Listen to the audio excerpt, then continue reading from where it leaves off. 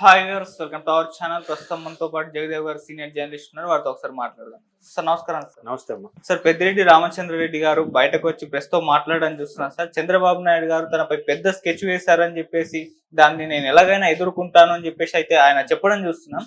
మరి ఆయన మీద ఎటువంటి స్కెచ్ చంద్రబాబు నాయుడు గారు వేశారు? మరి దీనిపైన మీ ఒపీనియన్ మీరు ఏ విధంగా చూస్తారు? పెద్దిరెడ్డి గారు కావచ్చు, సమ్ ఎక్స్ కావచ్చు అండి. ఇది ఈ మధ్య కాలంలో అది ఫ్యాషన్ అయిపోయిందో కామన్ డైలాగ్ అయిపోయిందో తెలీదు. చేసిన తప్పుల మీద చర్యలు తీసుకుంటే కక్ష సాధింపు, తీసుకోకపోతే ఇంకా చెలరైపోతారు. ఏం చెప్పాలి?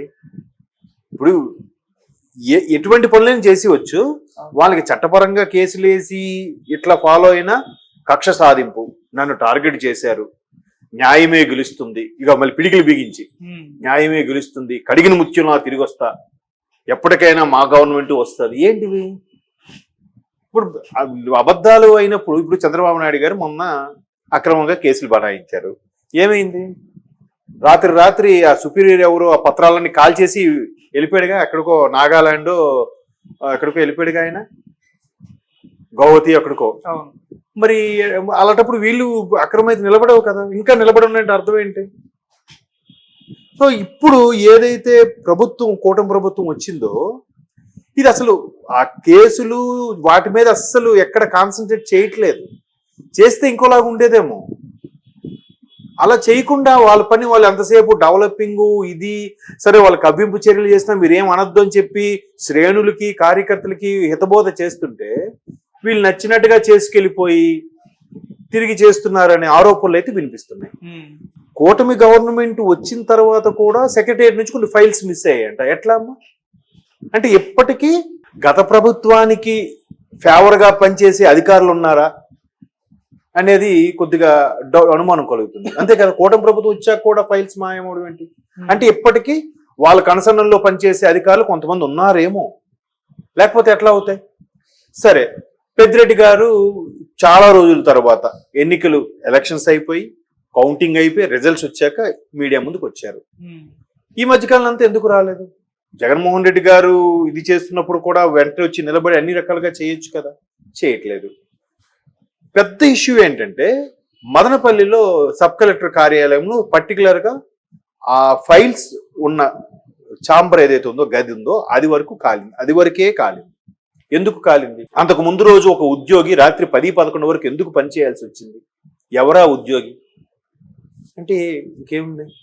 సో ఇట్లాంటి పరంగా, చర్య పరంగా వెళ్తే కక్ష సాధింపు, నన్ను టార్గెట్ చేశారు అంటారు. చేయకపోతే ఇంకా ఏదో చెప్తున్నారు, మళ్ళీ బయటకు వచ్చి ప్రగల్భాలు పలుకుతున్నారు.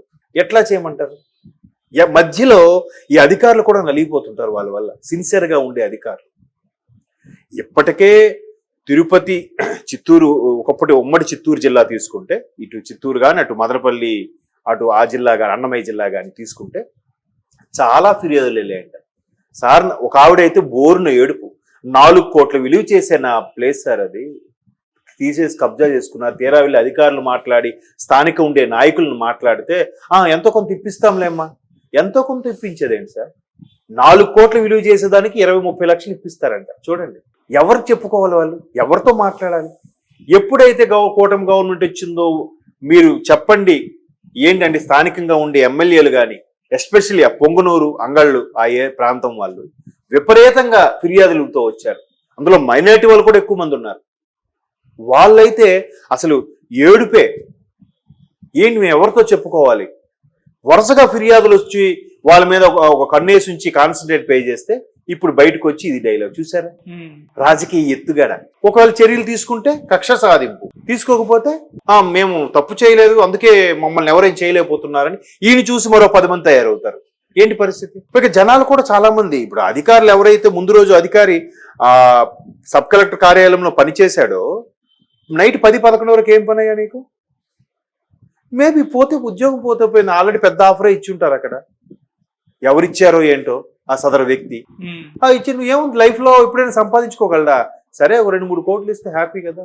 తర్వాత కేసులు ఇవన్నీ ఎప్పుడు తేలితే మహా అయితే సస్పెండ్, లేదు డిస్మిస్ చేసిన, 1 కోట్లు వచ్చాక ఇంకెప్పుడు ఇంకేదో ఉద్యోగం చేసుకుంటాడు, మకా మార్చేస్తాడు, ఇంకో దగ్గరికి వెళ్ళిపోతాడు.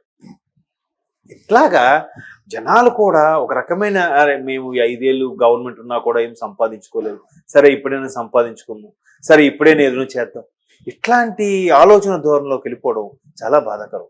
ఒకప్పుడు ఇలాగే 2019లో కూడా జగన్మోహన్ రెడ్డి గారి మీదకి ఆయన పాదయాత్రతో ఒక రకమైన మేనియా ఆయనకు వచ్చిన తర్వాత నేను అప్పుడు ఒక మీడియాకి సంబంధించి సర్వే చేస్తున్నప్పుడు చాలా మందికి అడిగితే, ఏంటి ఇట్లా ఈయన మీద ఇన్ని కేసులు ఉన్నాయి, ఈయన మీద వెళ్తారా, లేదు ఆల్రెడీ ఒక అభివృద్ధి చూపించి చేస్తామంటున్నారు, లేదంటే ఈయన మీద కూడా ఎలిగేషన్స్ ఉన్నాయి లేకలేదు కాదు, ఎవరు పట్టం కడతారంటే ఎవరు మంచోళ్ళు సార్, ఎవరి మీద కేసులో చెప్పండి, ఎవరు తినట్లేదు చెప్పండి, ఇట్లా మాట్లాడారు చాలా మంది. ఎవరు తినట్లేదు అంటే అవినీతి అయినా పర్వాలేదా, అట్లాంటి మైండ్ సెట్ లోకి వెళ్ళిపోతున్నారు ఓటర్లు కూడా.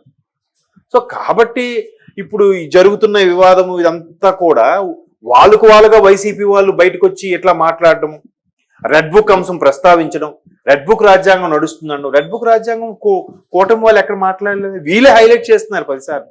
ఒకప్పుడు లోకేష్ గారిని పప్పు గిప్పు అన్ని రకరకాల పేర్లు పెట్టి ట్రోల్స్ చేసిన వాళ్ళు ఈ రోజు లోకేష్ గారి గురించి మాట్లాడట్లేదు, లోకేష్ గారి యొక్క రెడ్ బుక్ గురించి మాట్లాడుతున్నారు. ఎందుకు మాట్లాడాల్సి వస్తుంది, ఎందుకు భయభ్రాంతులు లోనవ్వాల్సి వస్తుంది? మీరు తప్పు చేయకపోతే ఎందుకు భయపడాలి? కక్ష సాధింపు అని అంటున్నారు. కక్ష సాధింపు వచ్చిన ఫిర్యాదులు ఏంటి? లైవే కదా, అది మనుషులు డబ్బులు ఇచ్చి అరేంజ్ చేసింది కాదు ఫిర్యాదులు అంటే. వాళ్ళ పత్రాలతో సహా వీడియోలో లైవ్ చూపిస్తున్నారు. ఇగోండి మా తండ్రి గారి నుంచి మాకు వచ్చిన ఆస్తిది, దీన్ని కబ్జా చేశారు, దీన్ని ఇలా వాగిశారు, మేము వెళ్ళి అడిగితే రిక్వెస్ట్ చేసుకుంటే ఏదో సెటిల్మెంట్ చేస్తాంలే అమ్మా, ఎంతో కొంత ఇప్పిస్తాంలే అమ్మా అంటున్నారంట. అలాగే 2-3 మరి అవి ఎక్కడి నుంచి క్రియేట్ చేయగలుగుతాం? మనుషుల్ని అయితే మొబైలైజ్ చేయించి వాడికి ఒక సారా ప్యాకెట్ బిర్యానీ ప్యాకెట్ ఇచ్చి అరేంజ్ చేయొచ్చు, కానీ ఇట్లాంటి పత్రాలు ఎక్కడి నుంచి అరేంజ్ చేస్తారు, ఒరిజినల్ డాక్యుమెంట్స్? సో ఇట్లాంటి ఎన్ని ఫిర్యాదులు, తర్వాత మొన్న ఈ మదనపల్లి అంశము, ఇవన్నీ బయటకు వచ్చాక కూడా, అది కాకుండా పవన్ కళ్యాణ్ గారు కూడా పరోక్షంగా ఎర్రచందనం సంబంధించిన ఒక వ్యాఖ్యలు చేశారు, దానికి కూడా ఈయనతో సంబంధాలు ఉన్నాయన్నట్టు కూడా కొన్ని వార్తలు సోషల్ మీడియాలో కొన్ని వైరల్ అవ్వడం చూసాం. ఇవన్నీ ఎట్లా వచ్చే, నిప్పులేందే పొగేలా వస్తుంది చెప్పండి? కూటమి ప్రభుత్వం కూడా ఎవరు తప్పు చేశారో తప్పు చేసిన వాళ్ళకి శిక్షించాలి, తప్పదు. అది పవన్ కళ్యాణ్ గారు కూడా అసెంబ్లీ సాక్షిగా చెప్పారు, ఒకవేళ నేను తప్పు చేసినా నన్ను శిక్షించండి, ఎవరిని వదలకండి. సో గతంలో ఎవరైతే తప్పు చేశారో వాళ్ళందరినీ కూడా శిక్షించే ప్రయత్నం చేయండి అని ముఖ్యమంత్రి గారిని సభా అధ్యక్షుల్ని మెన్షన్ చేస్తూ కూడా రిక్వెస్ట్ చేయడం జరిగింది. సో దాంట్లో భాగంగానే చర్యలు తీసుకుంటారని అర్థమైపోయినట్టుంది. అర్థమైపోయేసరికి ఇట్లా ముందుగానే ఒక గట్టు వేసి మాట్లాడుతున్నట్టుగా అనిపిస్తోంది.